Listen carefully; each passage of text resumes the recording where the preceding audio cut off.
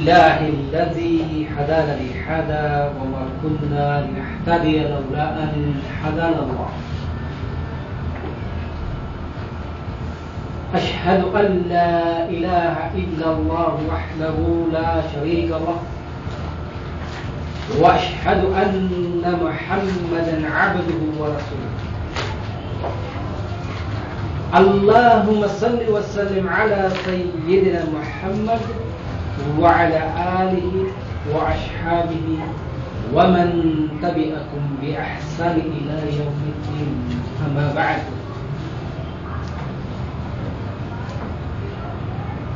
Ang lahat ng pagpupuri ay para lamang po sa Panginoong Allah Subhanahu wa Ta'ala, ang Panginoon po ng lahat po ng mga nilalang.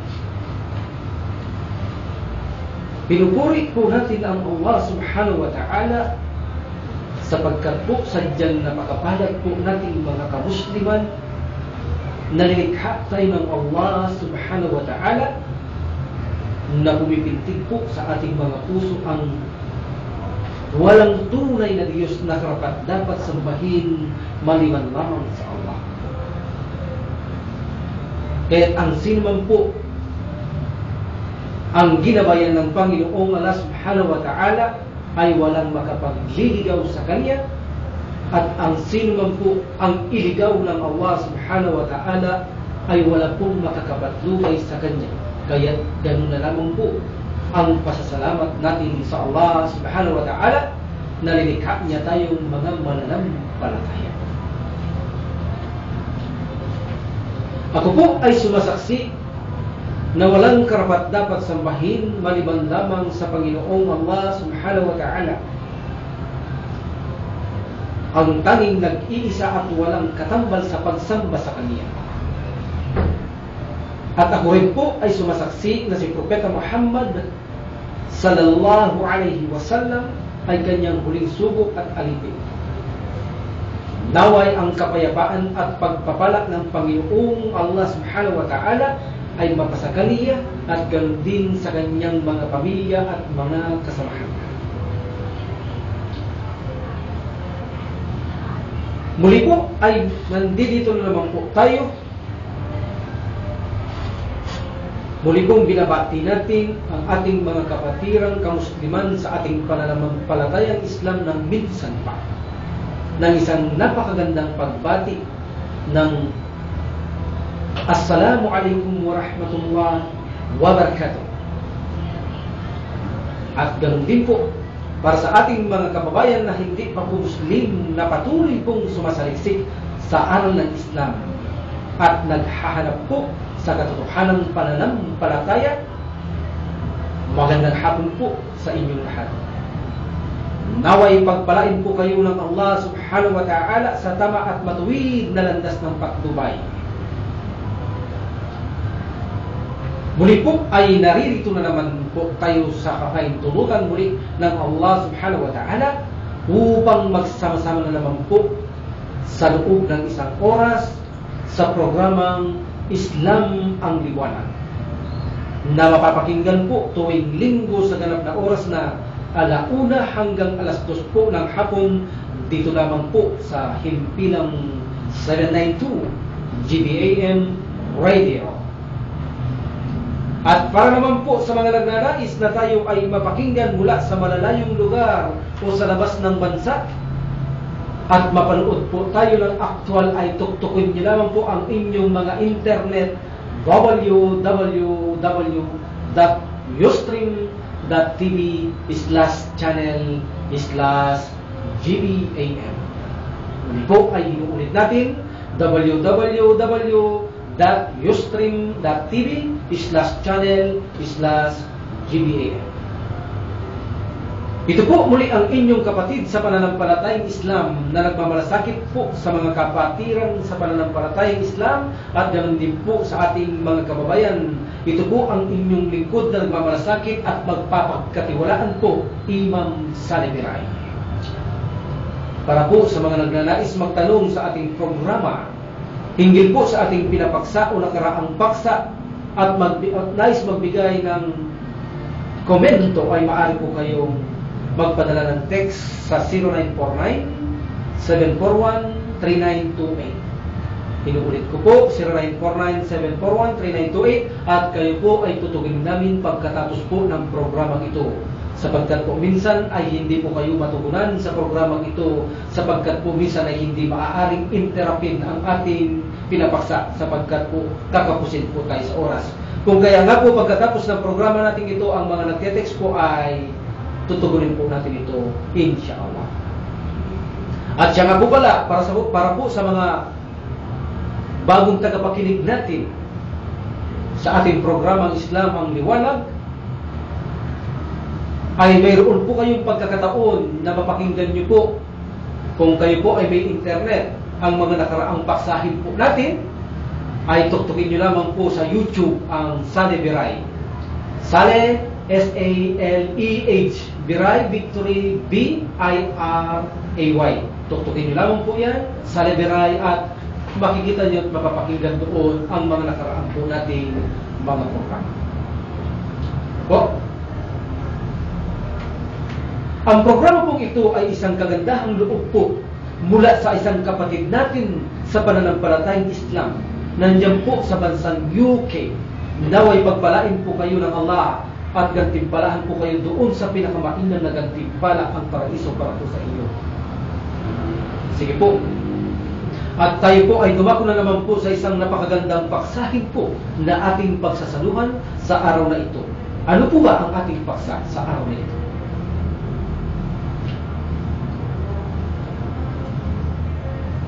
Sa mga nakaraan po na ating mga programa, ay minsan pa pong napatunayan natin ng walang bias na ang aklat na banal na Quran ay tunay nga po, na walang kaali-alinlangan po na napaliwanag natin ang lahat-lahat ng bahagi ito. Na ito po talaga, ang aklat na ito ay walang alinlangan galing po talaga sa dakilang tagapaglikha. Ngayon po, na napatunayan natin ito, of course, hindi po ito basta isang salita ng isang pagkaraniwang lilikha po, kundi ito'y salita po ng manlilikha, na kung saan walang naglikha at wala siyang pinagmulan. So, ang paksa po natin ngayon, dahil ito'y salita ng tunay na manlilikha, papaano po ang tamang pagrespeto at paggalang sa pag-aaral at pagbabasa po ng banal na Quran. Para po sa ating mga kamusliman, kapatiran, ito po ay napakagandang mensahe po sa atin. Ganon din po sa ating mga kababayan upang malaman nila kung paano po ang tamang pagrespeto, paggalang sa pag-aaral at pagbabasa ng banal na Quran. Ito po ang ating paksa sa araw na ito. Una po, bilang pagrespeto at paggalang sa pag-aaral at pagbabasa ng banal na Quran, pagkatandaan po nating mga kamusliman na ang banal na aklat na ito, ang banal na Quran po, ito po ang siyang manual ng ating buhay. Ito po ang siyang manual ng lahat ng tao at jin na nilalang ng Allah subhanahu wa ta'ala. Ito po ang manual sa ating buhay upang tayo ay magkaroon ng buhay na mapayapa. Opo. Ibig pong sabihin, ito po ang guide sa tao upang siya ay mabuhay na ligtas at mapayapa sa mundong ito, lalo sa kabilang buhay po. Ito po ang totoo. Wala pong aklat ang makapagbibigay ng gabay liban lamang po sa banal na Quran. Ang buhay ng isang tao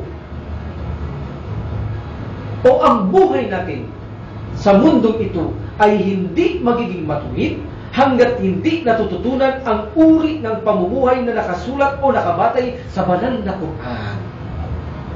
Yan po ang totoo. Ang tao po, kapag hindi niya natutunan ang uri ng pamumuhay na nakasulat o nakabatay sa banal na Quran, ikaw man ay Muslim, ay tiyakan pong hindi mo makakamit ang payapa at ligtas na buhay sa dunya.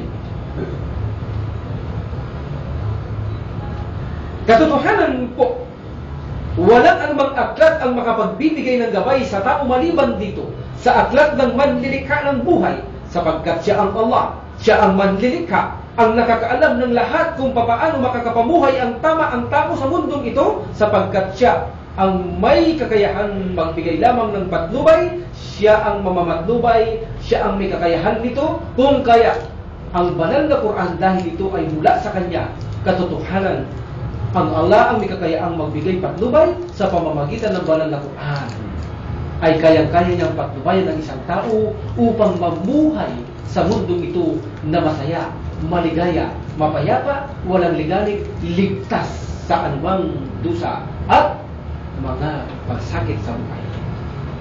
Lahat po ay mayroong solusyon. Ito po ang manual ng mga kamusliman. Ang manual ng mga kamusliman ay ang banal na Quran. Po, kapag sinabi ng Allah subhanahu wa ta'ala na ang mga kababaihan ay maghijab, hindi ibig sabihin ng Allah subhanahu wa ta'ala ay pahirapan niya ang isang babae kung bakit siya ibinabalot. Mayroon pong purpose ang Allah subhanahu wa ta'ala kung bakit niya ipinag-uutos sa mga kababaihan ang pagbabalot, upang sa ganun ay maging ligtas siya sa mga kalawang na puso, na mga kalalakihan, na kung tawagin po ay mga manyakis na mga kalalakihan.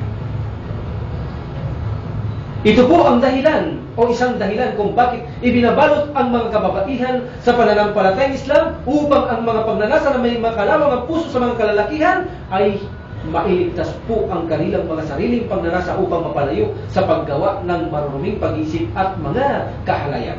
Kung kaya ang Muslim na babae, kapag siya ay sumuway sa manual na ito, ang banal na Quran, at hindi siya nagbalot na inuutos ng Allah subhanahu wa ta'ala, tiyak po na siya po ay hindi magiging ligtas at hindi mapapanatag at hindi po makakagawa ng kapayapaan at tagumpay sa mundong ito, sapagkat nilabag niya ang manual ng Allah subhanahu wa ta'ala, ang banal na Quran. So bilang paggalang, bilang pagrespeto, nararapat po sa ating mga kamusliman, ang banal na Quran po ay binibigkas at pinag-aaralan natin, na ito po ay sundin po natin at pakinggan sa ikabubuti ng bawat sarili natin. Subukan na lang po natin halimbawa. Kapag ikaw ay mayroong appliances, kapag binili mo ang isang kasanggapang ganito, ay mayroon po itong manual. Ituturo niya kung paano mo gagamitin ang iyong appliances upang siya ay tumagal, manatiling ligtas, manatiling maayos. Ngunit kapag linabag mo ang manual na ito, makikita mo ang iyong appliances hindi magtatagal ay mawawasak. Ganon din po ang Muslim. Kapag hindi niya sinunod ang manual, ang banal na Quran, hindi niya nirespeto at iginalang ito, katiyakan po ang taong itong Muslim na ito na kapatid natin sa pananampalataya ay mapapahamak po sa mundong ito, at hindi rin po malayong mapahamak sa kabilang buhay. Ipalayo nawa tayo ng Allah subhanahu wa ta'ala. Sapagkat po ang Allah subhanahu wa ta'ala, ipinadala niya ang banal na Quran, ito po ay patnubay at malaman natin ang tama at mali. Perpektong mga tama, perpektong pagbabawal sa mga mali. Sa ganito po ang tao ay mapatnubayan bilang kanyang manual. So ito po ang dahilan kung bakit po ipinadala ng Allah subhanahu wa ta'ala ang banal na Quran, upang magkaroon ng patnubay ang tao, malaman niya ang tama at mali. Ito po ang sabi ng Allah subhanahu wa ta'ala sa chapter 2 verse 185 sa banal na Quran.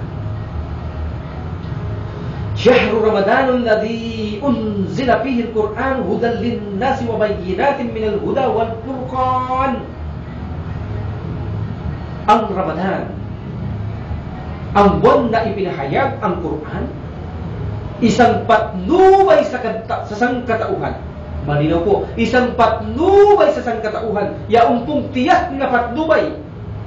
Gayon din naman ay isang maliwanag na tanda o katibayan at pamantayan sa paghatol sa pamamagitan ng tama po at mali. Ito po ang reason kung bakit ipinadala ang banal na Quran upang patnubayan ang tao sa matuwid na landas, maipalaalam ng Allah subhanahu wa ta'ala ang tama at mali. Kung kaya ang isang Muslim na susunod sa banal na Quran bilang kanyang manual, malalaman niya ang tama at mali, ay katiyakan po ay makakapamuhay siya ng tunay na pamumuhay. Pamumuhay po na espiritual, hindi pamumuhay na pisikal. Ito po ang masarap na pamumuhay. Pamumuhay espiritual, hindi po pamumuhay na pisikal. Ayon po sa versikulong ito na binasa natin, ang banal na Quran po, ang siya lamang aklat, ang tunay na nagtataglay po upang makilala mo ang tama at mali. At ito pong banal na Quran,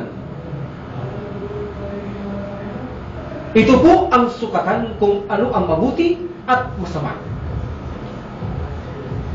Kaya na lang po ganito kahalaga ang Quran sa buhay ng mga Musliman.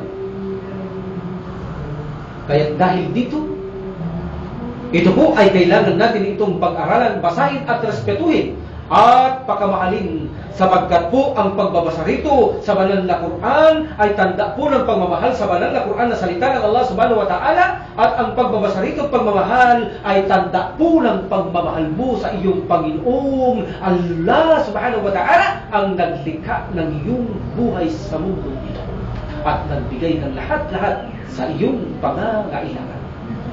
Yan po, ang pagbabasa sa Quran ay tanda po ng pagmamahal mo sa salita ng Allah. Ito po ay tanda ng pagmamahal mo sa dakilang tagapaglikha. Tandahan po natin mga kapatid ko sa pananampalataya, ito lamang po ang tanging aklat na ang pagbabasa rito ay isang anyo po ng pagsamba sa manlilikha na si Allah Azza wa Jalla. At ito po ang pagbabasa rito bilang pagsamba sa Allah subhanahu wa ta'ala, ito po ay may kalakip na gantimpala. Ito lamang po ang aklat sa buong mundo na tanging aklat po na kapag po ito ay pinag-aralan o binasa mo ito, ay may nakaroon pong gantimpala ang manlilikha sa kanyang mga nilikha. Ito lamang po ang aklat na ito ang may kakayahan pong bigyan ng gantimpala ng Allah ang sino man mag-aral at magbasa nito. Magbigay tayo. Magbigay tayo ng isang halimbawa o tatlong mga halimbawa ng gantimpala sa pagbabasa at pag-aaral ng banal na Quran. Una po, sinabi ng Propeta Muhammad sallallahu alaihi wasallam na sinabi ng Allah subhanahu wa ta'ala sa Hadith Qudsi, ito ang sabi ng Allah subhanahu wa ta'ala, higit kumulang sa ating naiintindihang wika.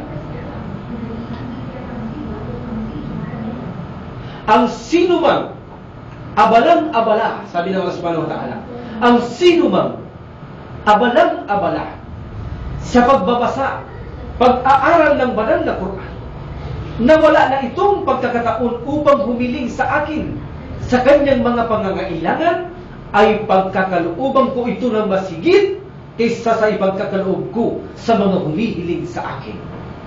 Allahu Akbar. Isang Muslim na abalang-abala sa pag-aaral, pagbabasa, pagre-recite ng banal na Quran,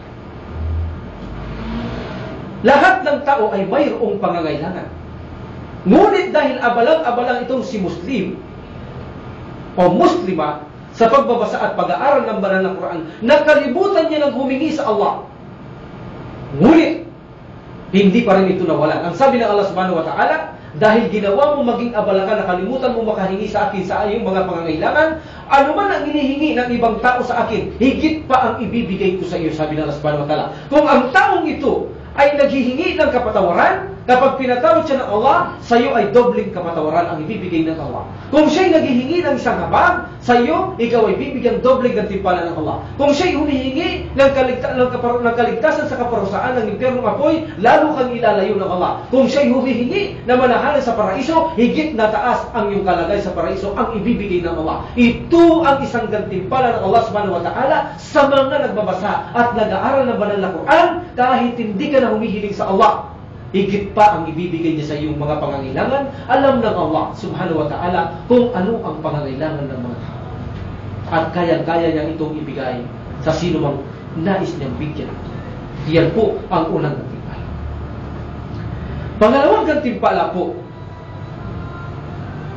sa mga nag-aaral at nagbabasa ng banal na Quran, sinabi ng mahal na propeta Muhammad sallallahu alaihi wasallam, kapag ang isang nagbabasa o nag-aaral ng banal na Quran, ay higit itong napapalapit sa Allah sa kanya sa pamamagitan ng pagbabasa ng Quran. Ibig pong sabihin, sino mang Muslim ang nakagawian niya na magbasa ng banal na Quran, pag-aralan ng banal na Quran, nakagawian niyang mahalin ang salita ng Allah, tanda ng pagmamahal sa Allah subhanahu wa ta'ala, habang palagi natin itong binabasa at pinag-aaralan, ay napapalapit po tayo ng napapalapit sa Panginoong Allah subhanahu wa ta'ala. Ibig pong sabihin ay napapamahal tayo lalo sa Allah subhanahu wa ta'ala tuwing pinag-aaralan, binibigkas, binabasa po natin ang banal na Quran. Isa pa po na halimbawa. Isa pang halimbawa na gantimpala ng mga bumibigkas at bumabasa ng banal na Quran. Ang sino mang bumabasa at bumibigkas ng banal na Quran, sabi ng Prophet Muhammad sallallahu alaihi wasallam, sa bawat letra ng iyong binabasa ay mayroon kang 10 puntos na gantimpala sa Allah subhanahu wa ta'ala. Allahu Akbar. Ibig sabihin, ang letter A o alif ay 10 points. Ang letter B o ba ay 10 points. Bawat letra, 10 points. Kaya ganito po ang isang benepisyo ng mga pinawalang bisa na talata sa banal na Quran, o mga abrogation na hindi na umiiral ang kanilang batas, ngunit nakalagay pa sa banal na Quran, ay mayroon pa po itong pakinabang. Ang pakinabang nito, kapag nabasa mo po ito letra por letra, ay bibigyan ka po ng 10 points ng Allah subhanahu wa ta'ala sa mga abrogadong verse na ito. Mayroon pa rin po mga benepisyo ang mga talata na walang pinawalang bisa sa banal na Quran. Yan po ay hilang halimbawa naman po sa gantimpala sa mga taong bumabasa at pinag-aaralan ng banal na Quran mula sa Allah subhanahu wa ta'ala. Kung kaya na po, dapat po sa isang Muslim ay matutong pag-aralan ang Quran sa kanyang classical Arabic na lingwahe po. Dahil kung ang binabasa natin ay isang translation ng Quran, ay hindi po yan Quran, kapatid. Sapagkat po ang Quran ay nasaan niyo po ito ng Arabic na ipinahayag po o ipinadala kay Jibril alayhisalam na ipinahayag kay Propeta Muhammad sallallahu alayhi wasallam. Kaya po kung ang binabasa natin ay translation lamang, hindi po ito ang salita ng Allah Azza wa Jalla na hinahayag niya kay Propeta Muhammad sallallahu alayhi wasallam, kundi ang binabasa natin ay ito po ay salita lamang ng tao na lilikha na katulad lamang natin ng Allah subhanahu wa ta'ala. Dapat po talaga ay pag-aralin ito sa Arabic, at kung hindi natin ito maunawahan ang binabasa natin sa Arabic, at saka po tayo titingin sa translation upang maunawahan natin kung ano ang kanyang ibig sabihin, upang maisabuhay natin ang naisiparating ng Allah subhanahu wa ta'ala, sapagkat po ang Quran ay pinadala upang patnubayan tayo, upang ituro ang tama at mali. Allahu Akbar. Ganon din po ang banal na Quran ay ipinadala po ito sa atin ng Allah subhanahu wa ta'ala bilang pong isang gamot at habag sa ating mga Muslim. Gamot! Ito po ay gamot, ang banal na Quran, sa mga kamusliman. Ang sabi ng Allah subhanahu wa ta'ala sa chapter 17 verse 82, sa banal na Quran, wa nunazzilu minal Qur'ani ma huwa shifaa'u wa rahmah. At ipinadala namin mula sa Quran ang mga bagay na nagpapagaling at isang habag sa mga sumasampalataya. Bilang lunas, ay ano po ang ginagamot ng banal na Quran? Ano po ang pinagagaling? Ginagamot po nito ang ating mga basag na diwa. Mula sa mga pagsamba ng mga lilikha lamang tulad ng mga buwan, araw, mga santo, rebulto, mga anghel, mga propeta, etc. Ginagamot po ng banal na Quran ang layuan, ang pagsamba sa mga katulad nito na ginawa lamang ng mga tao, mga inukit ng tao at mga haka-haka sa kanilang mga sarili nilang sapantahan upang sambahin ang mga lilikha at mga kalikasan. Ito po ay ginagamot ng banal na Quran na ituturo sa iyo na ito ay masamang gawain at malaking pagkakasala sa dakilang tagapaglikha. Ginagamot niya po ang tao na siya'y lumayo sa pagsamba sa mga huwad na pagsamba. Ito po ang banal na Quran. Itinuturo niya po na malayuan natin ito at maiwasan. At malinaw din po na ang banal na Quran ay itinuturo niya naman po ang pagsamba sa nag-iisang tunay na tagapaglikha na si Allah subhanahu wa ta'ala bilang gamot. Ginagamot ng banal na Quran na huwag po tayong sumamba sa maraming Diyos maliban lamang sa isang tunay na Diyos, sapagkat ang lahat ng maraming Diyos na yan ay mga huwad, kapagkat iisa lamang ang tunay na Diyos na siya lamang karapat dapat sambahin. Ang sinamba ng lahat ng mga propeta at nagsugo sa lahat ng mga propeta at mensahero at mga sugo ang Allah subhanahu wa ta'ala. At bilang gamot pa po ng banal na Quran, pinapatnubayan nito ang tao mula po sa kadiliman na pamumuhay tungo sa liwanag na landas ng pamumuhay. Ginagamot po upang ireforma nito ang lipunan mula sa kawalan ng katarungan tungo sa pagkapantay-pantay. Itinuturo din ng banal na Quran kung paano mapapatawad ang tao sa kanyang kasalanan. At binigyan tayo nito ng edukasyon kung paano ang tamang paraan sa pagsamba sa dakilang tagapaglikha. Abay sa Islam po, hindi po pwede ang pagsamba na inimbento lamang ng tao. Hindi po pwede ang pagsambang patalon-talon, pagita-gitara, paiyak-iyak, papalakpak-palakpak. Hindi po ito ang katuruan sa pagsamba ng dakilang tagapaglikha. Ginagamot niya ang ganitong uri ng pagsamba na ito ay layuhan. Kinakailangan po na sambahin lamang ang dakilang tagapaglikha kung paano sila tinuruan ng mga propeta na sumamba lamang sa dakilang tagapaglikha. Wala tayong iibang susundin na pamamaraang pagsamba kung paano sumamba ang mga propeta sa dakilang tagapaglikha. Hindi po pwede ang practical opinion na pagsamba sa pananampalatayang Islam. Ginagamot po ng banal na Quran ang maling pagsamba ng mga tao sa pagsamba sa nag-iisang Diyos. At ganoon din po,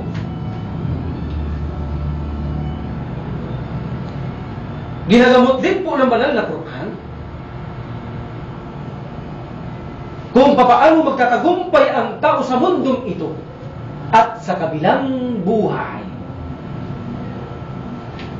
Ituturo niya ang mapayapa at masaya at maligayang pamumuhay sa mundong ito kahit na ikaw ay isang higahus sa buhay. Ikaw ay mahirap, ikaw ay pulubi, ngunit hindi sapat ito upang hindi ka magkaroon ng kaligayahan sa mundong ito. Kapag po ang banal na Quran ay pinabuhay mo, sinunod mo ang manual na ito, pinakinggan mo ang nilalaman nito, makakaasa po kayo na ituturo ng banal na Quran. Gagamutin niya po ang inyong sarili sa mundong ito na kung saan dati kayong walang sigla sa inyong buhay, hindi masaya. Ngayon po kahit mahirap kayo, ay kayang-kaya niyang gawin na kayo ay makapamuhay ng makatagumpay sa mundong ito. At marami pa pong ginagamot at pakinabang na matututunan sa banal na Quran kung talaga pong seseryosohin lamang ito at pag-aaralan ng mga tao, lalo na po ang mga kamusliman. Pakatandaan po natin. Pagkatandahan po natin mga kapatid ko sa pananampalataya. Kapag binabasa natin ang Quran o pinag-aaralan ay kailangan ang kalinisan sa ating puso. Kalinisan sa puso at isipan natin ay kailangan at ito ay dapat nating mapanatili sa ating sarili sa bawat tayo ay nababasa at nag-aaral ng banal na Quran. Bakit po? Sapagkat ang isang puso at isipan na puno ng masamang isip at maruruming motibo ay tiyak po na hindi niya matatanggap sa kanyang sarili ang kadakilaan ng banal na Quran. Yan po ang totoo. Yaong pong mga Muslim na mayroon pong sakit ang kanilang mga puso na kinakailangan po ay linisin muna ito. Abay, hindi po tatalab sa inyong puso kapag ang inyong puso ay mayroong mga sakit. Naku po, hindi po tatalab ang aral ng hadith at Quran o sunnah ng Propeta Muhammad sallallahu alaihi wasallam sa atin. Hanggat hindi po natin ito nililinis muna sa pamamagitan ng matapat na pagtatawa sa Panginoong Allah subhanahu wa ta'ala. Of course, kapag ang ating puso ay marumi, natatakpan ito ng marumi, of course, anumang sabihin natin ay hindi tatagos sa ating puso. Ngunit kung ito ay malinaw, malinis, anumang sabihin natin ay tatagos po ito sa ating sarili. Tulad lamang yan ng isang halimbawa ng salamin. Mayroong salamin sa iyong harapan na kung saan ito ay nagkaroon ng kalabuhan. So kapag ang salamin na ito ay malabo, anuman ang nasa harapan ng salamin na ito ay hindi mo masyadong maaaninan. At kapag kumapal pa ang labo nito, ay hindi mo na makikita ang sa harapan ng salamin na yan. Upang makita mo ang sa harapan ng salamin, ay kailangan mo itong linisin. Punasin mo ang salamin na ito upang makita mo ang nasa harapan ng salamin. Ganun din po ang puso. Kapag hindi natin lininis ang puso natin mula sa ating mga kasalanan, mula sa mga sakit ng ating mga puso, abay hindi niya po makikita ang tunay na aral ng Quran at sunnah ng Propeta Muhammad sallallahu alaihi wasallam. Kung kaya, kapag binabasa at pinag-aaralan po natin ang banal na Quran, ay kailangan malinis ang ating puso at isipan. Sapagkat po, ang isang tao na puno ng masama ang isip at masamang motibo, ang kamalayan ay hindi po pinahahalagaan ang binabasang banal na Quran. Maniwala ka kapatid. Hawak mo ngayon ang Quran halimbawa, pero parang diaryo lamang ito sa kaniya. Nawala ang tamang pagrespeto at paggalang sa banal na Quran. Parang diaryo lamang ang salita ng banal na Quran. Hindi sineseryoso ang mensaheng banal. Kung kaya dapat kapag harap natin ang banal na Quran ay dapat malinis ang puso at isipan upang maunawahan natin ang mensahe ito at tanggapin ang dakilang salita ng Allah subhanahu wa ta'ala bilang pagrespeto sa aklat na banal na Quran. Sa pamamagitan nito, dito ay maitutuwid at maireforma natin ang ating buhay. Sa pamamagitan ng pag-aaral at pagbabasa nito ng banal na Quran, makakamit at maireforma ang buhay mula sa matuwid na landas. Magkatandaan din natin mga kapatid ko sa pananampalataya, ang aklat po na ito na banal na Quran. Kapag po ito ay binabasa natin, dapat po ay may kasama tayong hangad. Mayroon po tayong hangad na maipunla sa ating puso ang pamumuhay na gusto ng Allah, buhay lillah. Yan po. Kapag pinag-aralan natin ang banal na Quran, binasa natin ang banal na Quran, mayroon po tayong hangad. Ano ang hangad natin? Ang maipunla sa ating puso ang pamumuhay na gustong-gustong gawin natin ng Allah subhanahu wa ta'ala. Ibig pong sabihin ay, binabasa at pinag-aaralan natin ito upang hanapin ang elementong magpapaunlad sa ating buhay at pananalig. Sapagkat po itong Quran ang patnubay upang ilapit ang sarili sa mabuti at ilayo ang sarili mula sa masamang gawain. Ibig pong sabihin ay, binabasa po natin ang banal na Quran upang hanapin kung ano ang pamumuhay na tama, pamumuhay na mabubuti, at iwasan ang pamumuhay na mali at pamumuhay na masama. Upang sa gayon po ay mailayo natin ang ating mga sarili sa pamumuhay na madilim, makasalanan, at pamumuhay na suwail sa Panginoong Allah Azza wa Jalla. Sa madaling sabi po, mga kapatid ko sa pananampalataya, binabasa po natin ang banal na Quran bilang paggalang at pagrespeto. Binabasa po natin ito ay upang ituwid at ireforma ang ating mga sarili. Upang matutunan ang masayang pamumuhay, maligaya at mapayapang at ligtas na pamumuhay sa mundong ito, higit na mapamumuhay na ligtas sa kabilang buhay.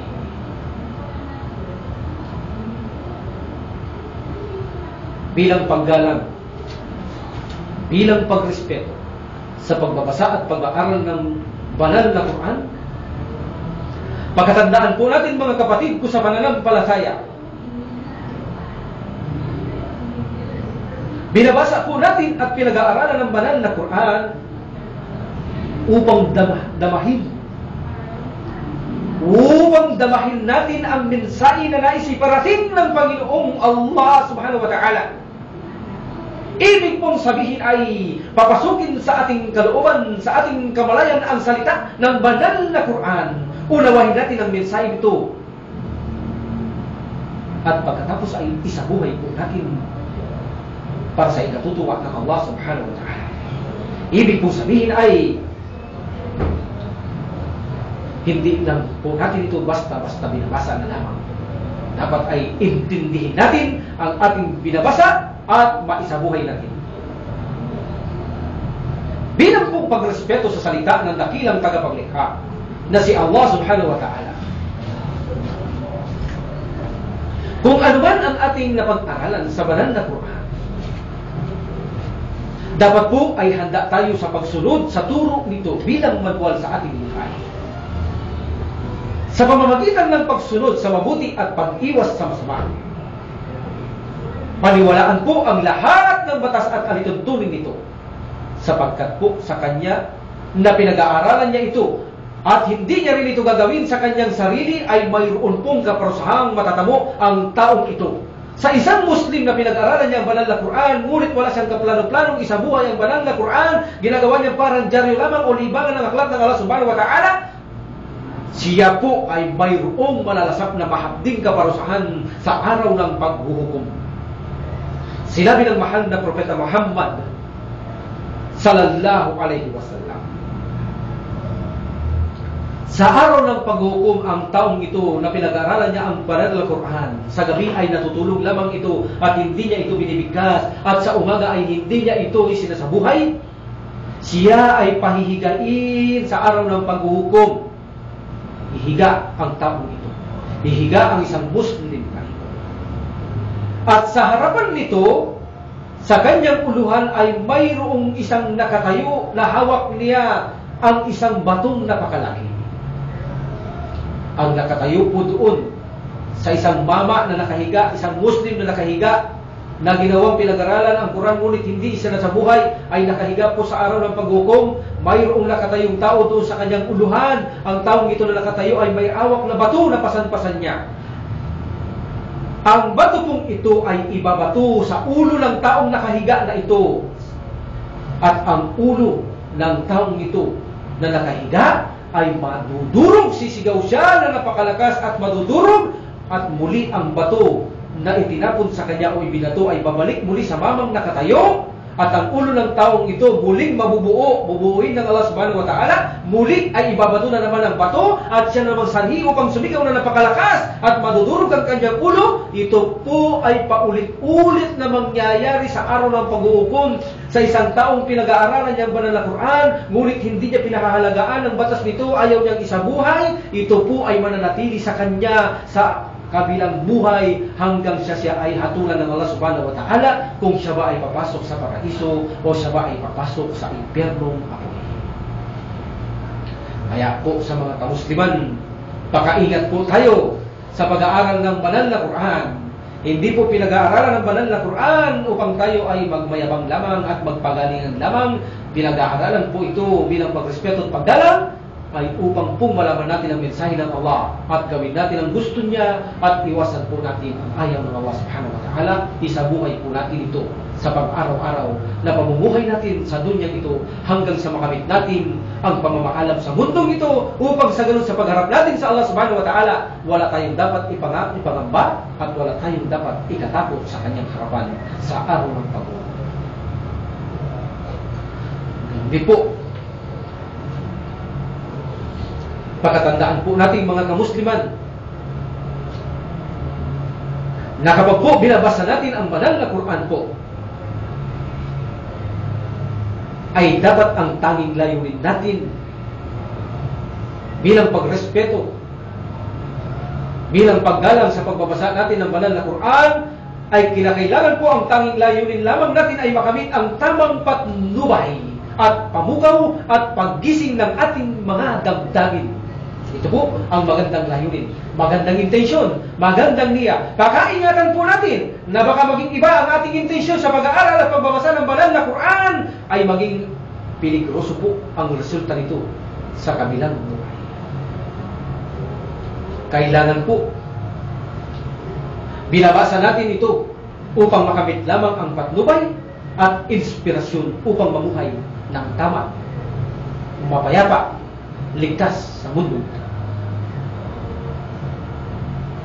Hindi po natin ito pinag-aaralan ang banal na Quran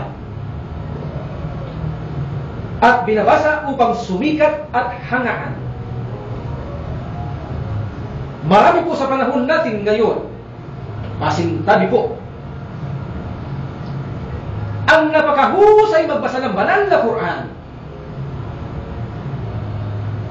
napakagaling ng kanyang mga tajwid, napakagaling magsulat ng banal na mga titik ng mga Arabic sa banal na Quran. Ngunit makikita mo kapag tinanong mo ang Muslim na ito, ang mga binibigkas niya sa banal na Quran ay hindi niya mismo nauunawahan kung ano ang ibig iparating na mensahe ng Allah subhanahu wa ta'ala. Subhanallah.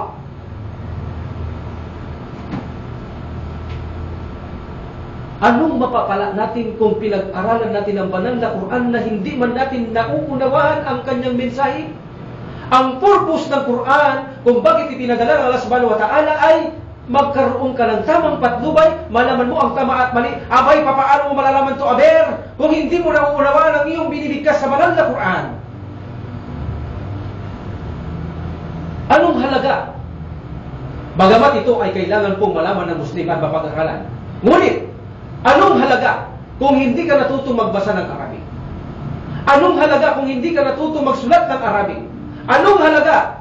Ngunit ito po ay kailangan pag-aralan ng Muslim. Hindi po natin sinasabi na hindi nila ito kailangan pag-aralan. Ngunit po, ang sinasabi natin, anong halaga kung hindi ka man natutong magsulat?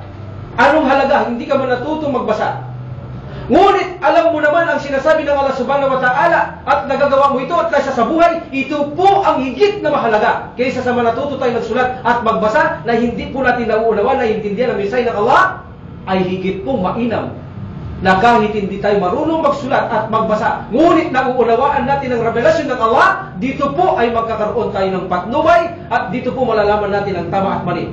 Bakit po nasabi natin ito? Kung itatanong po natin sa ating mga kapatiran, alam ko pong alam natin lahat ang sagot.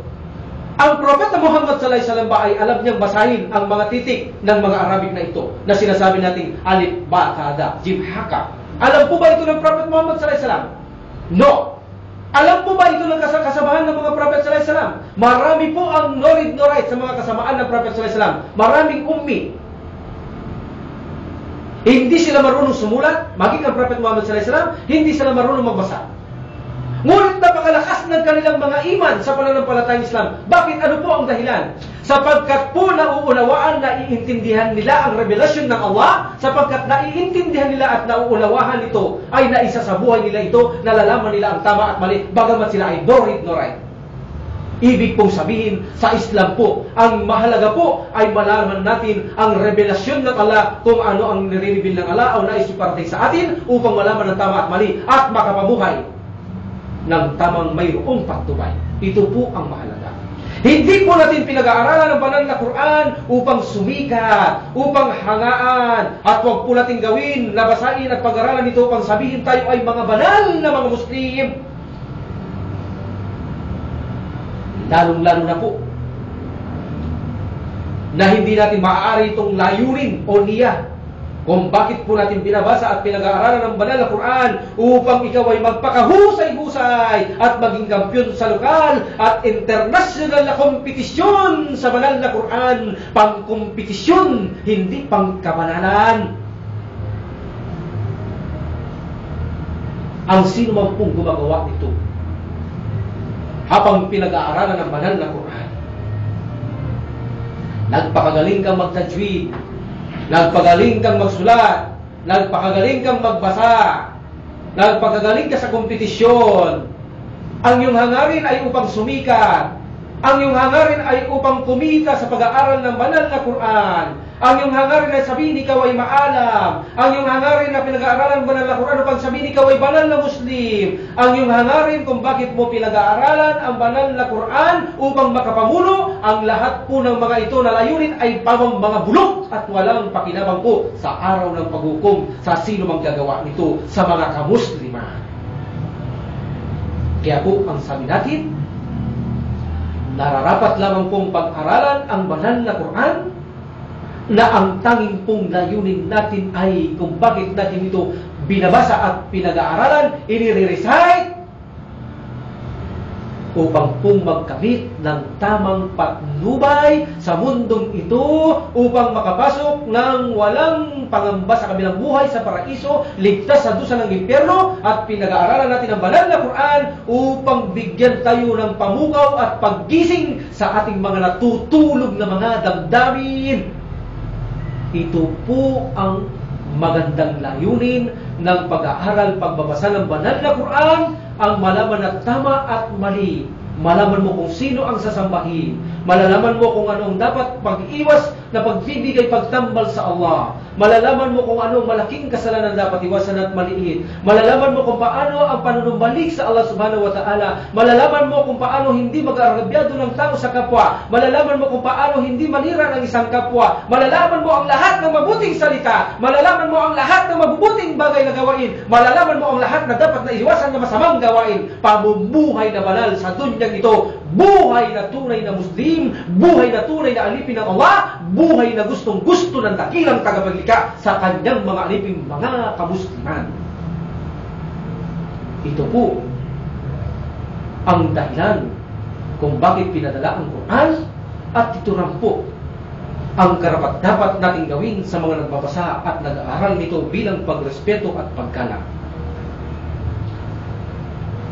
Ay gawin po natin na pag-aralan ng banal na Quran upang tayo po ay magkaroon lamang ng tamang patnubay sa mundo ito. Sa sino man ang kanyang maging layunin ay sumikat, hangaan, sabihin siyang magaling at mausay at maalam bilang layunin kung bakit niya pinag-aralan lamang ang banal na Quran, bilang pakitang tao ay itatapon lamang po ito ng Allah subhanahu wa ta'ala doon sa impyernong apoy. Sa sino mang Muslim na nag-aaral, nagbabasa ng banal na Quran, ang kanyang mga hangarin ay katulad nito, ay itatapon lang siya ng Allah subhanahu wa ta'ala sa impyernong apoy. Ipalayo nawa tayo ng Allah subhanahu wa ta'ala. Anong sabi ng Allah subhanahu wa ta'ala? Sinabi ng mahal na Propeta Muhammad sallallahu alaihi wasallam, sa araw ng paghukom ay tatanungin ng Allah subhanahu wa ta'ala ang nag-aral at nagbasa at nagturo ng banal na Quran kung saan niya ito ginamit. Kung ang pagtuturo at pagbabasa at pag-aaral nito ay ginamit niya ito para lamang sa Allah o ikalulugod ng Allah subhanahu wa ta'ala to please Almighty Allah, siya ay makakapasok sa paraiso. Ngunit, malaking ngunit, kung ginawa niya ito bilang pagpapahanga, pinag-aaralan, binabasa ang banal na Quran, ang layunin upang siya magpahanga sabihin siya'y magaling, maalam, sumikat, maging kampiyon bilang pakitang tao, sasabihin ng Allah subhanahu wa ta'ala sa mga anghel, kaladkarin siya at itapon sa apoy ng impyerno. Marami kasi sa atin ang ginagaan-gaan natin kapag nababasa natin ang impyerno apoy. Baka na nakakalimutan nyo, kapatid, sa pananampalataya, na ito pong impyernong apoy na ito, sa pagkain pa lamang po at mga inumin ay tiyak na hindi masisikmura ng tao kapag nakita niya ito ng aktwal. Kahit nga lang po marinig mo ito, ay natatakot ka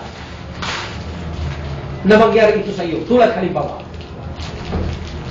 mga bagay na inumin sa impyernong apoy, paiinumin ka doon. Halimbawa ng kumukulong langis, kumukulong tubig,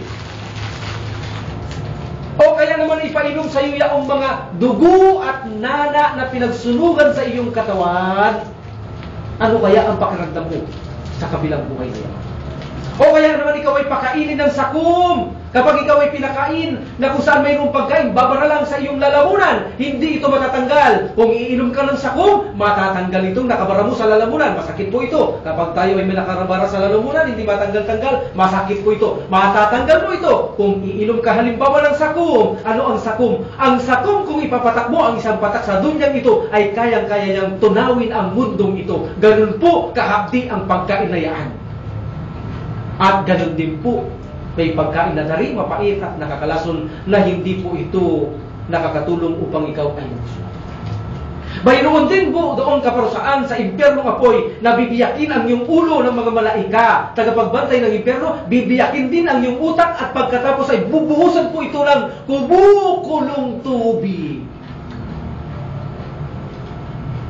Napakarami po ang parusa sa impyernong apoy na yan, na kung saan nababasa sa isang banal na Quran na ginagaan-gaan ng mga kamusliman.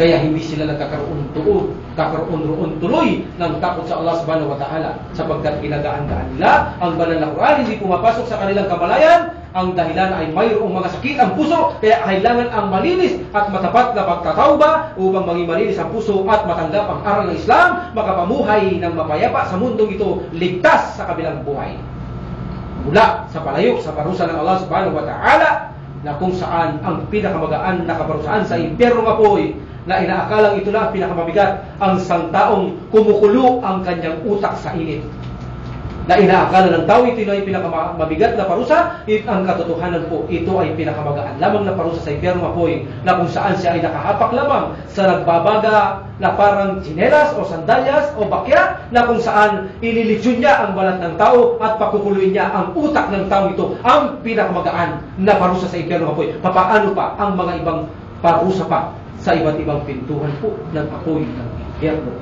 Kaya po mga kapatid ko sa pananampalataya, huwag nating kalimutan na ito pong Quran, ito ang ating manual upang hindi tayo mawasak sa kabilang buhay.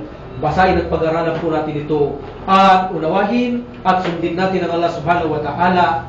Sa ganito po ay makapasok tayo sa paraiso at makalayo tayo sa impyerno apoy.